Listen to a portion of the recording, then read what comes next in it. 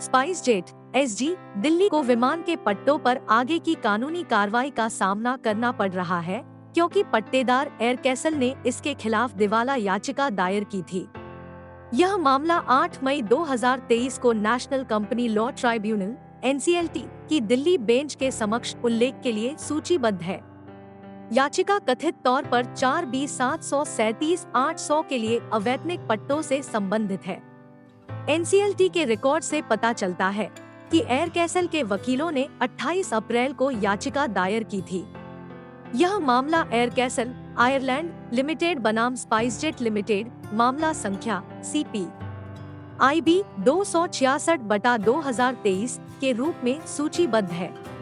4 मई को air castle के वकीलों ने insolvency and bankruptcy code IBC 2016 की धारा 9 के तहत आवेदन को सफलतापूर्वक स्थानांतरित कर दिया, जो देनदार को भुगतान करने या विवाद दर्ज करने के लिए नोटिस या चालान की डिलीवरी से 10 दिन का समय देता है।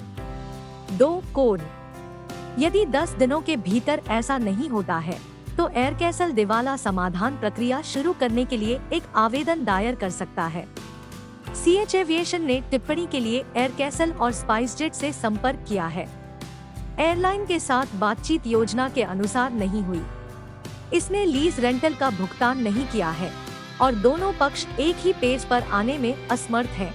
इसलिए याचिका दायर की गई है, द हिंदू बिजनेस लाइन ने एक सूत्र के हवाले से बताया।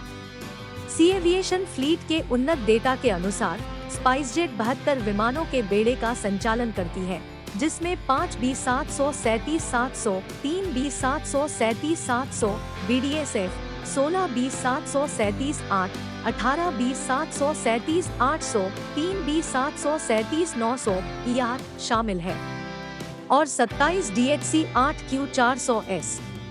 72 में से 34 विमान विभिन्न कारणों से पार्क किए गए हैं और 72 में से 52 विमान स्पाइसजेट में ऑपरेटिंग लीज पर हैं।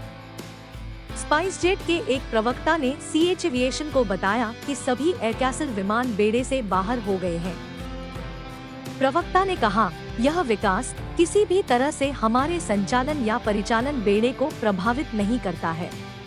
हम अदालती कार्यवाही के बिना मामले को सुलझाने के लिए आश्वस्त हैं और हम इसके लिए उनकी वरिष्ठ नेतृत्व टीम के साथ चर्चा कर रहे हैं।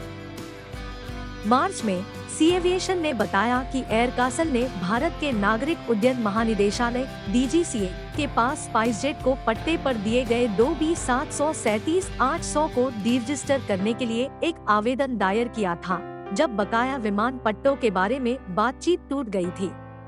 2022 में होराइजन एविएशन, DI कैपिटल की सहायक कंपनी आवास और अल्टरना कैपिटल पार्टनर्स सहित पट्टेदारों की एक श्रृंखला सभी DGCA के पास गई ताकि स्पाइसजेट से अतिदेय और अवैतनिक पट्टों पर विमान को पुनः प्राप्त करने का प्रयास किया जा सके। पिछले महीने यह भी बताया गया था कि टर्किश एयरलाइंस तक इस्तांबुल एयरपोर्ट की मेंटेनेंस विंग टर्किश टेक्निक बिना लौटाए आपातकालीन विमान भागों से संबंधित बकाया $14.5 मिलियन पर स्पाइसजेट पर मुकदमा करेगी। अपने कानूनी संकट के बावजूद स्पाइसजेट के CEO अजय सिंह ने कहा है कि एयरलाइन बढ़ने, अपनी बैलेंस शीट को साफ करने और नए विमान हासिल करने की सोच रही है। फरवरी में कार्लाइल एविएशन पार्टनर्स ने $29.5 मिलियन सौदे में एयरलाइन में 7.5% हिस्सेदारी ली।